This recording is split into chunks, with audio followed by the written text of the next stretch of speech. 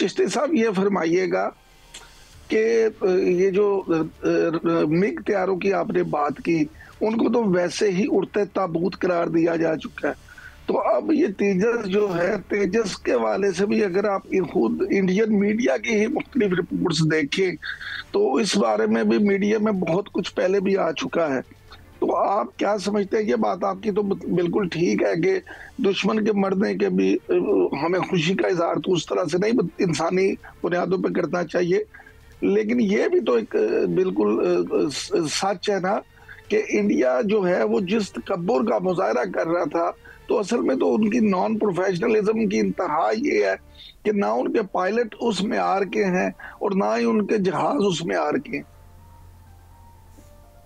जी, आपने ठीक कहा कि हिंदुस्तान एयरफोर्स को पहले ही मई में इतना बड़ा झटका लगा था जब हमने तैयारे मार गिराए। फिर हमारे सबसे बड़े स्पोक्स पर्सन मेरा ख्याल है अमेरिकन प्रेसिडेंट बन गए, जो उन्होंने अभी भी रिसेंटली कहा 8 ब्रांड न्यू ब्यूटीफुल एयरक्राफ्ट। तो वो एक इंडियंस को याद कराते रहते थे कि आपका नुकसान हुआ है। हिंदुस्तान जाहिर है पूरी कोशिश के बावजूद वो प्रोफेशनल इमेज नहीं रिकवर कर सका अपना, जो उसका समझते थे कि उनका बनता है। और उन्होंने ऑल दो हमारे पर काउंटर एलिगेशन भी किया कि हमने 10-12 जहाज मारे। कभी उनके इंडियन एयरफोर्स चीफ 93 दिन बाद आकर 9 अगस्त को कहते हैं कि मैंने 5-6-7 जहाज मारे हमने, फिर 10-12 कर देते हैं, उनको सबूत कोई नहीं देते हैं। तो क्रेडिबिलिटी डेफिसिट तो इमरान साहब उनका बहुत अरसे से चल रहा था, यानी ट्रस्ट डेफिसिट जो लोगों का इंडियन एयरफोर्स पर था। लोगों को पता था कि पाकिस्तान एयरफोर्स सच बोल रही है।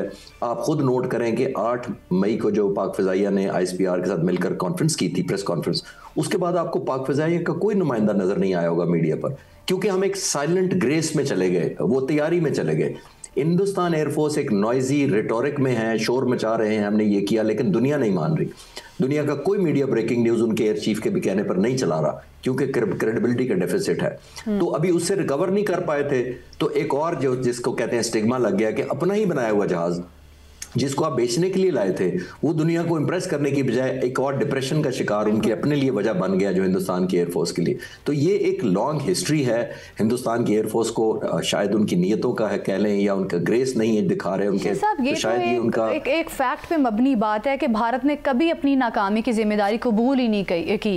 जिस तरह से मार के हक में हमने इनको हराया, वो भी उन्होंने कभी कबूल नहीं किया। ट्रंप ने भी कई दफ़ा इसका जिक्र किया है, लेकिन भारत जो है इस पर आमादा होने को तैयार नहीं है। इंटरनेशनल मीडिया ने भी इस बात को सबूत के साथ पेश किया है, लेकिन फिर भी नहीं मानता भारत। अमेरिकी कांग्रेस ने रिपोर्ट भी शाया की है जिसमें पाकिस्तान की मार के हक में फतह को तस्लीम किया है। और अब आप समझते हैं कि अब इस रिपोर्ट के बाद अब कोई जगह बचती है मोदी सरकार की कि वो इसको इनकार करे कि मार के हक में भारत ने कोई भारत ने कोई प्लस पॉइंट जीता था?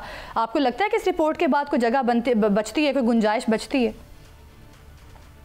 देखिए, मैं तो आज का मशवरा नहीं दे रहा, लेकिन मेरी क्योंकि आवाज़ बड़ी छोटी है और इतनी ताकतवर नहीं है कि वहाँ तक पहुँचे पावर कॉरिडोर्स में। मैं जुलाई में सून आफ्टर ये जो हमारा शूटिंग हुई थी, मैं अमेरिका और कनाडा गया था, वो लेक्चर्स वगैरह के लिए, कुछ टॉक शोज रिकॉर्ड करवाने थे। तो कनाडा में एक इंडियन ओरिजिन के सिख थे और दो कैनेडियन थे, वो उन्होंने मुझसे यही सवाल किया था।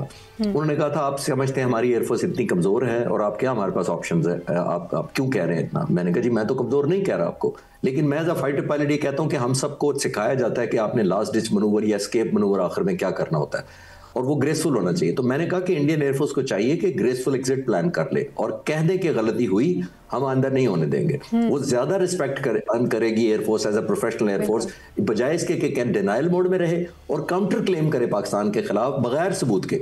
ना डिजिटल फुटप्रिंट दिया, ना कोई कोऑर्डिनेट्स दिए, ना कोई मलबा दिखाया, ना रेडियो कॉल सुनाई। तो दुनिया इसीलिए मानना नहीं चाह रही ना। ये तो नहीं कि वो हमसे ज्यादा मोहब्बत करते हैं, दुनिया के सारे मीडिया हमारी तरफ इंक्लाइंड है या हमारे से ज्यादा इंप्रेस है, वो सबूत मांगते हैं। अब ये वो मीडिया नहीं रहा 60s और 70 वाला कि जो आपने सरकारी बयान दे दिया वो मान जाएंगे और ब्रेकिंग न्यूज बन जाएगा। लोग कहते हैं जी हमें प्रूफ दें। वो छोड़े, उनके घर में उनकी कांग्रेस जो है, अपोजिशन लीडर राहुल गांधी कह रहे हैं हमें सबूत दें कितने जहाज आपने मारे पाकिस्तान के। तो दुनिया प्रूफ मांगती है। वो loss of deficit of credibility बहुत बुरी तरह हिंदुस्तान का पहले से था। अब मेरा ख्याल है लॉस ऑफ उनका जो एक इमेज था प्रोफेशनलिज्म का, स्किल वाइज या जहाज की टेक्निकल कैपेबिलिटी वाइज, वो भी मुझे डाउन द ड्रेन लग रहा है। सर, लेकिन देखिए, इतने डाउनफॉल के बाद भी भारत पाकिस्तान को धमकियां देता है कि दोबारा से कोई जंग का माहौल बनाया जाएगा, और मुसलसल धमकियां आती हैं पाकिस्तान को। क्या समझते हैं कि ये जो कुछ हो रहा है भारत के साथ, इसके बावजूद आप समझते हैं कि आगे जाके भारत कोई मिसएडवेंचर कर सकता है? देखिए, मिस एडवेंचर की दो ही चीजें चाहिए होती हैं और तीसरी एक और चीज आउटपुट चाहिए होती है। मिस एडवेंचर के लिए एक सलाहियत चाहिए होती है और एक हौसला चाहिए होता है। बिल्कुल। नियत आप जब मर्जी कर ले, नियत पे तो कोई पाबंदी नहीं है, उन्होंने पहले भी मई में भी की थी। एक काबिलियत उनमें कोई इजाफा नहीं हुआ, बल्कि 45 के करीब उनके जो मिग 21 ऑब्सलीट थे वो सितंबर में 2 स्क्वाड्रन भी रिटायर हो गए हैं। तो उनका तो नंबर ऑफ एयरक्राफ्ट जिसको कहते हैं वो तो कम हुए हैं, पहली बात। हौसला आपने देख लिया मई पे, उसमें मुझे कमेंट करने की जरूरत नहीं है। जो मोस्ट इंपॉर्टेंट चीज चाहिए होती है जब आप इस तरह का ऑफेंस लॉन्च करते हैं, जो एग्रेसिव होता है, उसको एक चीज दिखानी होती है लोगों को, वो होती है वॉर ट्रॉफी। यानी आपने क्या जीता, जंग में क्या जीत कर आए हैं। आपने हमला किया पाकिस्तान पर, इकोनॉमी तबाह की अपनी भी, अनसर्टेनिटी की पूरे खित्ते के अंदर, लोगों के दरमियान एक हिजान खेजी का माहौल बना दिया इतने महीनों के लिए। ट्रॉफी कौन सी जीत कर लाए हैं? हिंदुस्तान कोई ट्रॉफी नहीं ले जा सका, बल्कि अपने साथ जहाज लैंड नहीं किए उनके बेसिस पर खैरियत से। तो एक एम्बैरेसमेंट तो हिंदुस्तान पहले ही फेस कर रहा था। तो अभी मेरा नहीं ख्याल कि उनकी काबिलियत है कि उन्होंने कोई काबिल हो गए हैं, कोई नई इंडक्शन कर ली है, कोई टैक्टिक्स इंप्रूव कर ली हैं, कोई इंटीग्रेशन नहीं सीख ली है। तो अभी वो उस सेंस से तो बहुत पीछे हैं। और अगर वो मिस एडवेंचर करेंगे तो मेरा मानना यह है कि उससे बड़ी एम्बैरेसमेंट होगी। तो फिर अपने लोगों को क्या दिखाएंगे? क्योंकि आखिरी जुमला मेरा ये है कि जब ऑफेंस लॉन्च करते हैं तो इनिशिएटिव आपके पास होता है, टाइमिंग आपके पास होते हैं, जगह आपने चूज करनी होती है, इंटेंसिटी या नंबर ऑफ एयरक्राफ्ट आपने चूज करने होते हैं। तो सब कुछ चॉइस होने के बाद आप मर्जी के रिजल्ट नहीं ले सके। तो जब मर्जी के रिजल्ट नहीं ले सके तो कौम आपसे पूछेगी कि हिसाब दें कि जहाज किधर है, दुनिया के दुश्मन के किधर है और आपके अपने पूरे क्यों नहीं है। सर, मई में जो जंग का माहौल बना, हमने देखा सदर ट्रंप ने सालिस का रोल प्ले किया और जंग रुकवाई। सदर ट्रंप की जानिब से एक दफ़ा फिर इसका क्रेडिट लिया गया है कि उन्होंने जंग रुकवाई पाकिस्तान और भारत के दरमियान, और ये भी कहा गया है कि उन्होंने 350% टैरिफ की धमकी दी थी भारत को और फिर जंग रुकी। तो इसको आप किस तरह से देखते हैं? सदर ट्रंप जो बार बार इस जंग का वो क्रेडिट लेते हैं कि उन्होंने जंग रुकवाई है, और अब ये जो उन्होंने कहा है कि 350 टैरिफ कहा था कि भारत पर आयद होगा, तो फिर भारत इस वजह से भारत ने जंग रोकी। तो इसको आप किस तरह से देख रहे हैं स्टेटमेंट को? मेरा ख्याल इमरान साहब बड़े सीनियर जर्नलिस्ट हैं, ये मेरे से एग्री करेंगे कि प्रेसिडेंट अमेरिका के जो है ना, ये स्टेट्समैन नहीं, मैं इनको कहता, ये बिजनेसमैन है। स्टेट्समैन और बिजनेसमैन में एक फर्क होता है। स्टेट्समैन नेगोशिएट करता है एक सेटलमेंट की तरफ, एक आपके फायदे का भी ध्यान रखता है, थोड़ा अपने फायदे का ज्यादा रखता है कि मेरा क्या फायदा है, आपको भी कुछ इंसेंटिव देता है, खुद भी लेता है।